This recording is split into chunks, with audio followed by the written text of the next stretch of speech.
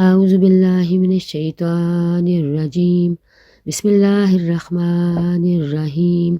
رب اشرح لی صدری ویسر لی امری واحلل عقدۃ من لسانی یفقہوا قولی، رب زدنی علما۔ السلام علیکم ورحمۃ اللہ وبرکاتہ۔ بہنوں، بھائیوں اور پیارے بچوں اور بزرگوں، عزیزو، رمضان کا دوسرا عشرہ بھی ختم ہو گیا ہے اور تیسرا عشرہ شروع ہو چکا ہے۔ اللہ تعالیٰ نے ہمیں ہماری زندگی میں یہ موقع عطا فرمایا ہے تاکہ ہم اپنے گناہ معاف کروا سکیں۔ ہم سب انسان ہیں اور کوئی انسان ایسا نہیں جس سے کوئی گناہ نہ ہوا ہو۔ ہم خطا کے پتلے ہیں، ہم سے خطائیں ہی ہوتی رہتی ہیں اور ہم باوجود کوشش کے ان سے بچ نہیں سکتے۔ ہر طرح کے گناہ، کبیرہ گناہ، صغیرہ گناہ، ہر طرح کے گناہ، غلطیاں ہم جیسے ہی انسانوں سے سرزد ہوتی ہیں اور ہوتی بھی رہیں گی۔ اللہ تعالیٰ نے ہمیں بہت سے مواقع عطا فرمائے ہیں اور بہت سے ایسے دن عطا فرمائے ہیں جن میں ہم عبادت کر کے اپنی غلطیوں کا مداوع کروا سکتے ہیں، معاف کروا سکتے ہیں ہم۔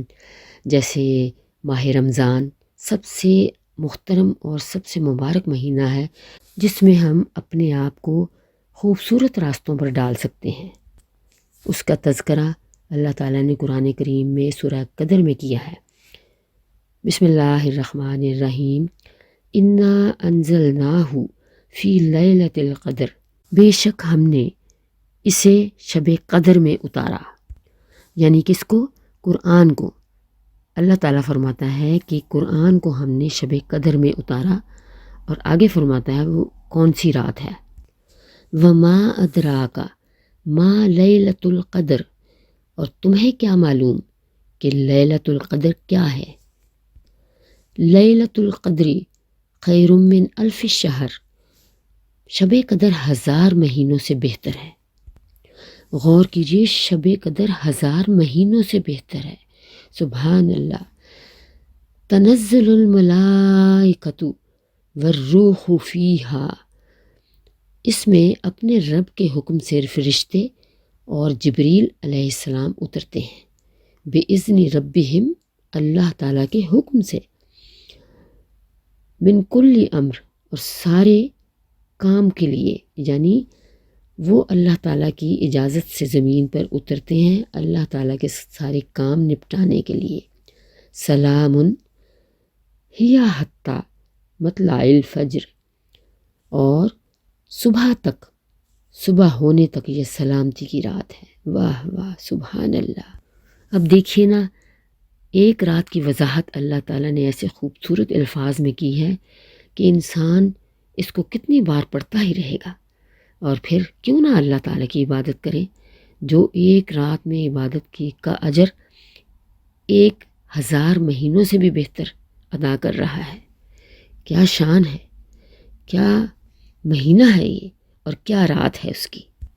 حضرت ابو ہریرہ سے روایت ہے، حضور صلی اللہ علیہ وآلہ وسلم نے فرمایا، بلا شبہ اس رات کو زمین پر فرشتوں کی تعداد کنکریوں کے برابر ہوتی ہے، اور جب فرشتے اترتے ہیں تو ایک خاص ماحول پیدا ہوتا ہے، ہر طرف نیکی ہی کا دور دورہ ہوتا ہے، اور ایک خاص روح اس رات میں ہوتی ہے۔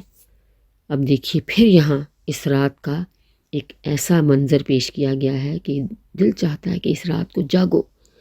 جو بھی یہ رات جب بھی آخری عشرے میں آئے گی، اس رات میں جب ہم عبادت کرتے ہیں اور اللہ تعالیٰ سے دعائیں کرتے ہیں تو فرشتے ہمارے ساتھ ان دعاؤں کو دہراتے ہیں، اور جب ہم آمین کہتے ہیں تو وہ بھی آمین کہتے ہیں۔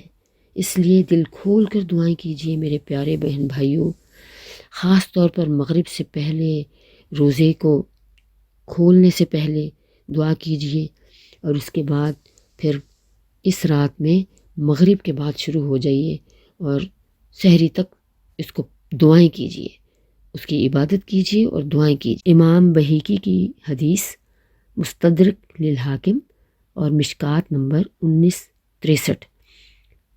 قیامت کے دن قرآن اور روزہ اللہ کے حضور میں سفارش کریں گے کہ جس نے اللہ کے لیے خلوص سے روزہ رکھا اور جس نے قیام اللیل میں اللہ کا کلام سنا اور روزہ کہے گا اے پروردگار اس نے میرے لیے اپنے آپ کو کھانے پینے سے روکا اور دیگر خواہشات سے دور رکھا، اور قرآن کہے گا کہ اس نے یا اللہ اس نے ان راتوں کو جاگ کر قیام اللیل میں مجھے سنا، لہٰذا ان کی مغفرت فرما، اور وہ دونوں ضد کرتے رہیں گے اور اللہ تعالیٰ آخر کار مان جائے گا اور انہیں معاف کر دے گا اور انہیں جنت میں بھیجے گا۔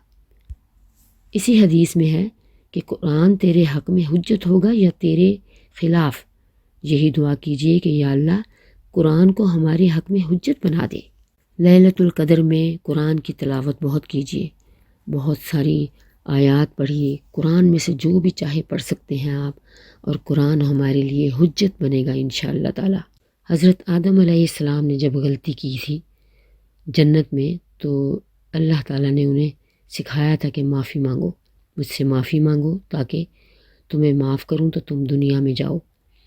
اور اس کے بعد حضرت عائشہ سے روایت ہے کہ بندہ اپنے گناہ کا اعتراف کرے، توبہ کی اولین شرط ہے، اور پھر جب وہ توبہ کرتا ہے تو اللہ اسے معاف کر دیتا ہے، اللہ تعالیٰ اس کی توبہ کو قبول فرماتا ہے۔ اللہ کے رسول صلی اللہ علیہ وآلہ وسلم نے کوئی گناہ نہیں کیا تھا، وہ گناہ کر ہی نہیں سکتے تھے اور نہ ہی انہوں نے کیا، لیکن پھر بھی وہ دن میں پتہ نہیں کتنی بار توبہ کرتے تھے، سجدے کرتے تھے اور توبہ کرتے تھے۔ جب ہمارے نبی ایسے کر سکتے ہیں تو ہم کیا چیز ہیں؟ ہم تو سارا دن سجدے ہی سے نہ اٹھے جتنے ہم گناہ کرتے ہیں۔ ہم گناہ کرتے ہیں، سب لوگ گناہ کرتے ہیں، لیکن بہترین لوگ وہ ہوتے ہیں جو اپنی غلطی کو مان کر اللہ تعالیٰ سے معافی کے خواستگار ہوتے ہیں اور توبہ و استغفار کرتے ہیں۔ حضرت انس سے روایت ہے کہ حضور صلی اللہ علیہ وآلہ وسلم نے فرمایا کہ دلوں کو زنگ لگ جاتا ہے گناہوں کی وجہ سے، ایسے جیسے لوہے کی چیز کو لگتا ہے، تو اس زنگ کو مٹانے کے لیے توبہ استغفار بہترین ہے۔ آپ توبہ استغفار کیجئے اور اپنے گناہ بخشوائیے۔ حضرت موسیٰ اشعری سے روایت ہے حضور صلی اللہ علیہ وآلہ وسلم نے فرمایا کہ اللہ تعالیٰ رات کو اپنا ہاتھ پھیلاتا ہے تاکہ دن کو گناہ کرنے والا مجھ سے مغفرت طلب کرے، اور دن کو اپنا ہاتھ پھیلاتا ہے تاکہ رات کو گناہ کرنے والا اپنے لیے توبہ استغفار طلب کرے، حتیٰ کہ سورج مغرب میں غروب ہو جائے۔ گویا بندے کی توبہ دن اور رات دونوں میں قبول ہوتی ہے۔ بندے کی توبہ اس وقت تک قبول ہوتی ہے جب تک اس کی سانس نہ اکھڑ جائے۔ استغفر اللہ الذی لا الہ الا هو الحی القیوم واتوب الیہ۔ تو عزیزو، ان راتوں میں توبہ استغفار بہت کیجیے، بہت کیجیے، معمولی معمولی گناہ بھی ہمارے معاف ہو جائیں گے انشاءاللہ تعالی۔ تو آپ عبادت کی شروعات کیجیے اور ہمیں اجازت دیجیے۔ اللہ حافظ۔